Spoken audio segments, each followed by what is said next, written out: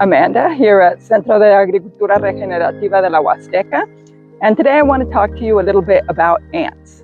So we are located in the tropics in Ejido El Chino, Municipio Tamazopo, San Luis Potosí, Mexico. And in the tropics, pest problems can get out of hand pretty quickly, just like everywhere else, but things seem to work on an accelerated timeline here. So last week when we left the center, we're away for 3 days a week, we had a couple ants nests and we figured, you know, ants can be beneficial, right? They can aerate the soil, they can move around organic matter, and generally our policy here at the center is, you know, if it's not really causing a major issue, we try to leave it alone. However, every once in a while we have a problem, like we have an ant species that can bite and hurt and is in a high traffic area like these guys right here. I'm not exactly sure what species of ant this is, so if there are any experts out there, they can clue me in. However, I do know they bite and I do know it hurts. So we're looking at possible management approaches now. So let's go over a few. So here at the center, we're not completely organic. However, we try to kind of stay in that area more or less and try to take less invasive approaches. So if you'll come over here, we can look at some of our possible approaches. So here we have powdered tobacco. Now, this isn't usually available in the United States. However, there are a lot of similar products with a synthesized version of the nicotine that's found in this powdered tobacco. Those are called neonicotinoids, and they're a big kind of segment of the pesticide industry. Here we have just the regular tobacco powder, and even though it's natural, it is, you know, just powdered tobacco leaves.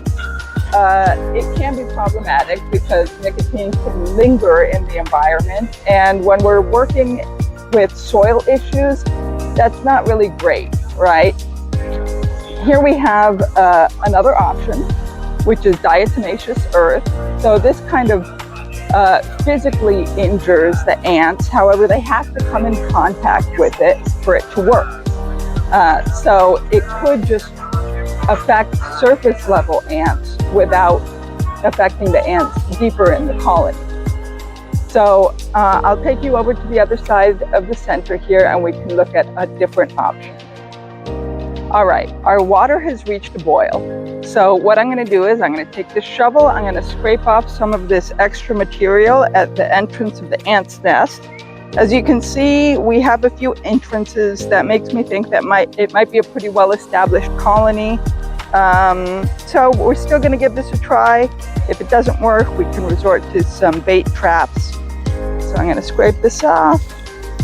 Okay, I see the entrance right there, so I'm just going to move some of this out of the way so that I can easily pour my water in. This will also bring some ants to the surface, so I can kind of disrupt those too. And I'm going to do this one too. Now I want to be pretty generous with the amount of boiling water I put in, so I'm only going to do 2 of these for now, and hopefully I can reach real deep down into the colony. All right, I got my boiling water here, so let's give it a go. Very carefully.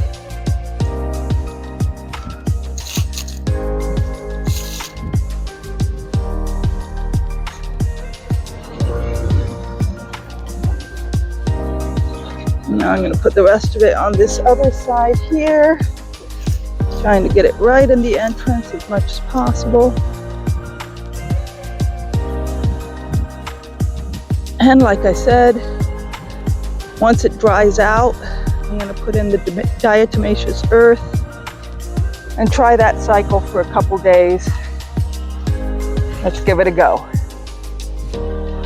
Well, some time has passed since I put the boiling water on the ants' nest, so now they're pretty dry.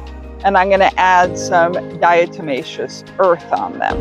I still see some activity from the ants now that the nests have dried off, so we know the problem's still active, and hopefully this helps. Now, just because diatomaceous earth is organic doesn't mean it's entirely safe. So when I apply it, I'm going to take some precautions. I'm wearing gloves.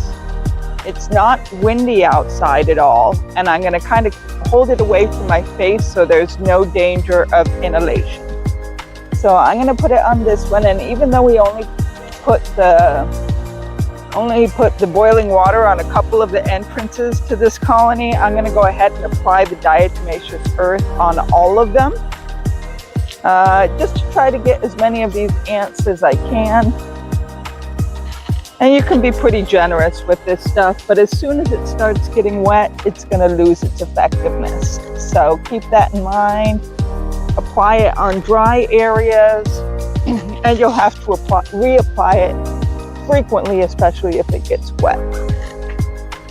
I'm going to just hit all these spots, come back in with the boiling water, on and off, and then just alternate between boiling water and diatomaceous earth, and hopefully that gets us through this. If not, we'll go ahead and put in some bait traps, but let's give this a go first.